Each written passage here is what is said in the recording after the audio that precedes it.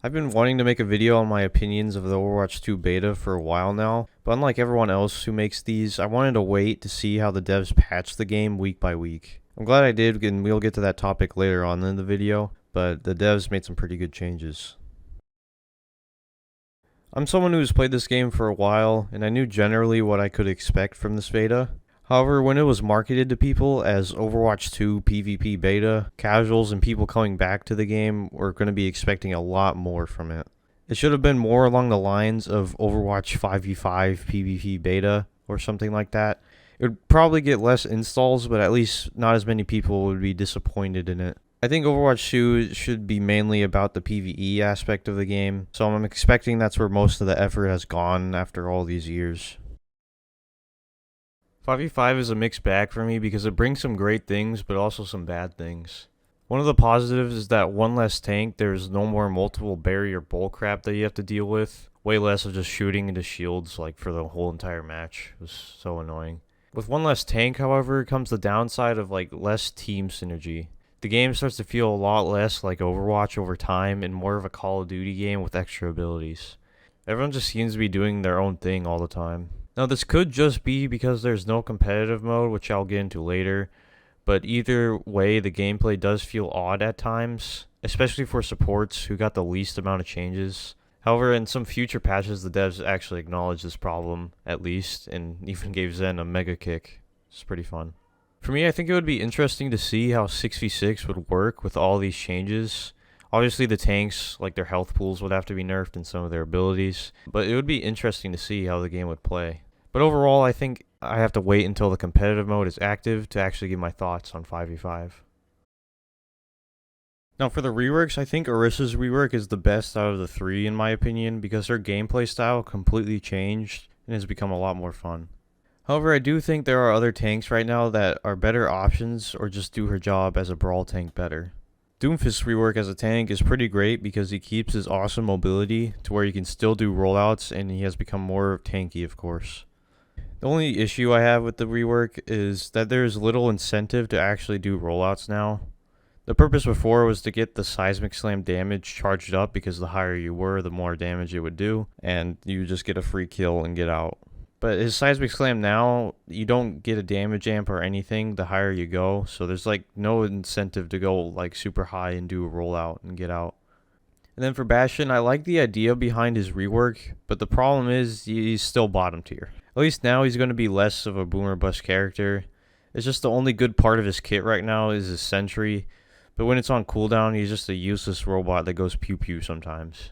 But overall, these reworks are pretty great, and probably the part of the beta I had the most fun with. Can't say I was excited to see another DPS hero when we already had 17 of them, but at least Doomfist got moved into a tank role, so he's still at 17. Sojourn overall has been pretty fun to play. She was definitely weak at first, but the buffs in the recent 2 patches definitely gave her a boost.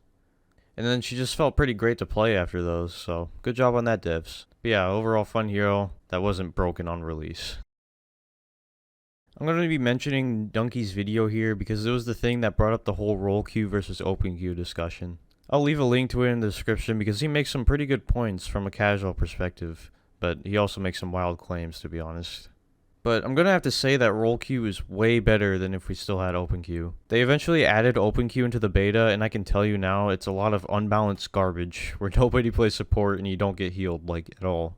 The queue times for role queue are definitely a problem at times, but they got better once they added open queue and added some changes to the support role. Open queue should never be in the base game of Overwatch because even when somehow you get a team comp, that's usually 1 out of 100 games. In those games, people that are playing, they're usually playing the roles they don't want to play, and that means they're usually not having too much fun. And the role queue just makes the solo queue experience way better. Another thing I wanted to mention in this section is a competitive mode for the beta, since a lot of creators have been asking for it on Twitter. I can understand there not being a competitive mode for this beta, but the game without it definitely loses its incentive to come back and play. I'm hoping the revamped competitive mode they mentioned is going to be in the next beta. Now the dev updates are what got me going back into the beta because generally they were really good.